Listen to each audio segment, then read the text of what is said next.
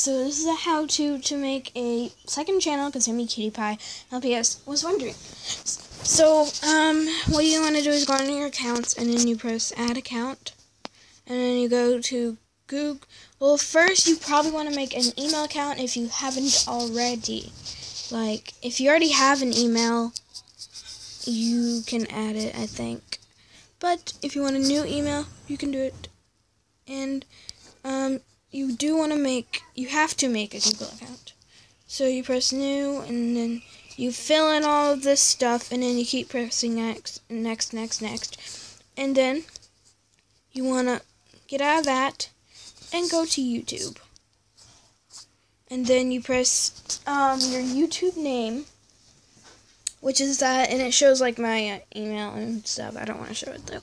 So yeah, you just click on that, and then you sign in to that email or Gmail or Google or whatever, and you sign into that, and then you have another YouTube account. So it's pretty easy. And yeah, like, comment, and subscribe for more. Bye.